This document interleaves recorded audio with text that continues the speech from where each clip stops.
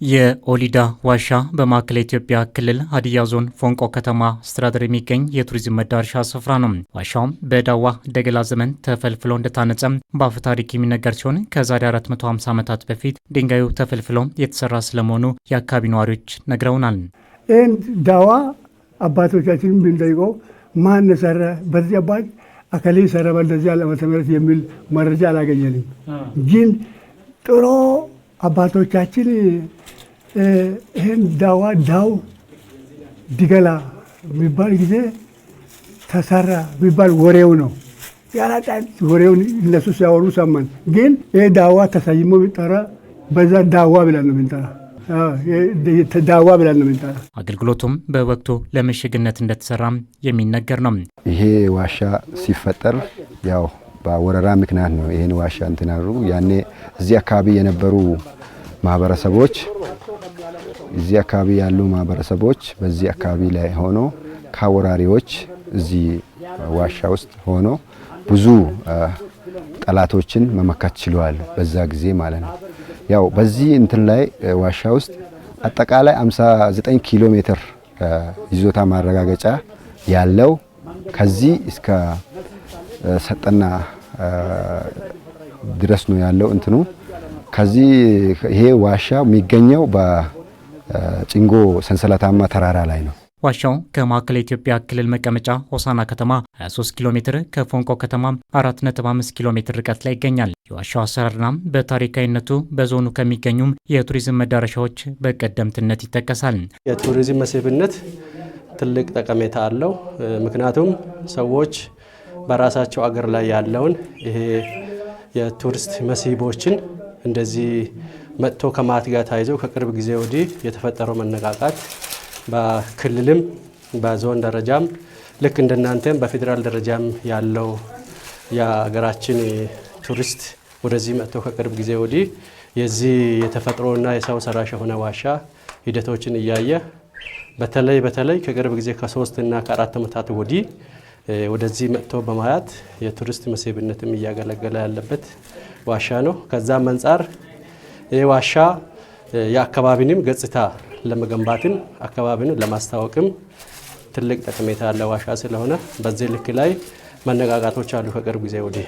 ዋሻው የቱሪዝም መዳረሻ ሆኖ ይለይ እንጂ ወደ መዳረሻው ቱሪስቶች እንዲመጡ የሚያስችል የመሰረተ ልማትና አካባቢውን ለቱሪዝም መዳረሻነት እንዲሆን የማድረግ ተግባር እንዲከናወን ይጠበቃል። ቱሪስት ወደዚህ ይሄንን ዋሻ ለማየት ሲመጣ የመንገድ መቸጋገር እንዳይኖር መንገዶችን ማመቻቻት ነው።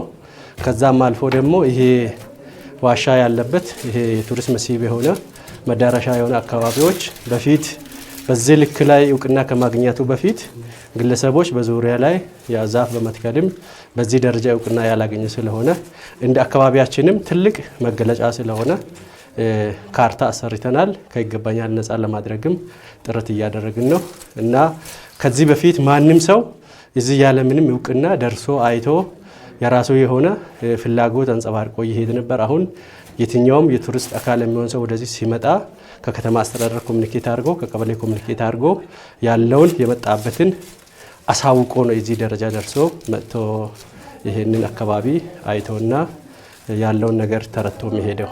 መንግስት ለቱሪዝም ስፍራ በሰጠው ትኩረት የአካባቢን ጸጋ በመለየትና ከዘርፉ ዜጎች ተጠቃሚ የሚሆኑበትን እድል የመፍጠር እቅድ አለ።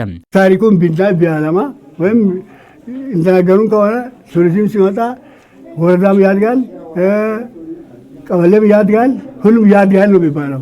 ስለዚህ ስለሳ ነው የምንጠበቀው። ይሄን ነው የምናውቀው። ስለዚህ መንገድም ከዛም በኋላ ይሰራተዋል፣ ሰራል። መንገድም ይሰራል፣ ይመጣል ሲባል በደስታ ተጠበቅ ነው። ሀብታችን ነው። ልማት በቅንጅት ነው የሚመጣው። ስለዚህ እንደ ከተማ አስተዳደራችን የምንችለው ነገር እያደረግን ነው። ለማድረግም እቅድ አቅደን እየተንቀሳቀስን ነው። ክልል በፌዴራል በኩልም በክልል በኩልም በተለይ አቢሶ የመንገድ መሰረተ ልማት ጋር ጣልቃ ገብነት ወይም ኢንተርፌራንስ ቢኖር የተሻለ ይሆናል። ደረጃን የጠበቀ መንገድ ተሰርቶ የትኛውም ቱሪስት ሲመጣ ያለምንም መቸጋገር ታፔላዎች ተተክለው መንገድ በአግባቡ ስታንዳርዱን የጠበቀ መንገድ ተሰርቶ ወደዚህ መጥተው ይህንን የቱሪስት መስህብነት ያለውን ነገር እንዲመለከቱ እንዲጎበኙ ደረጃውን የጠበቀ መንገድ ቢሰራ የተሻለ ይሆናል የሚል ነገር ነው። በማዕከላዊ ኢትዮጵያ ክልል የሀዲያ ዞን ባህልና ቱሪዝም መምሪያ በበኩሉም የቱሪዝም መዳረሻ ስፍራዎችን በመለየት የማልማት ስራ እያከናወንኩኝ ነው ይላል። አንዱ ኦልዳ ዋሻ ነው፣ ሌላኛው አንበርቾ ነው። ሳጣነ፣ ሙሳጌሳና ኡሩልቾ፣ ሀደየ፣ ሲቢያ፣ ቀንክቾ የሚባሉ ዋሻዎች አሉ። ከዋሻዎች አንጻር ማለት ነው። እነዚህ ዋሻዎች ደግሞ በመስህብነት በሀዲያ ዞንና በማዕከላዊ ኢትዮጵያ ክልልም ሰዎች መጥተው የሚጠቀሙበት ዋሻዎች ናቸው። ወረዳዎች በራሳቸው አቅም የማልማትም ይገባኛል ነፃ የማድረግ ስራዎችን ካርታዎችን እየሰሩ ሰርተው ጨርሰው ያሉባቸው ወረዳዎችና ከተማ አስተዳደሮች አሉ። የመንገድ ኢንፍራስትራክቸር ጋር ተያይዞ የዛሬንም ኦልዳ ዋሻንም ቦዮንም አይታቸዋልና እነዚህ የመጀመሪያ ለቱሪዝም የመጀመሪያ ሊሆን የሚችለው አንዱ ኢንፍራስትራክቸር ነው። ኢንፍራስትራክቸር ውስጥ የመጀመሪያ መንገድ ነው። መንገድ ከሌለ የተኛንም አካባቢ ደግሞ ቱሪስት ገብቶ ማየት አይችልምና ከዛ ጋር ተያይዞ የመጀመሪያ ህብረተሰቡ የኔ ነው የሚለው ይሄ መስህብ የኔ ነው የሚለውን ነገር በህብረተሰቡ አይምሮ ውስጥ ግንዛቤ ማስጨበጫ ስራ ከዛ የኔ ነው ካለ በኋላ ይሄ ደግሞ ለአካባቢው ልማት ያመጣል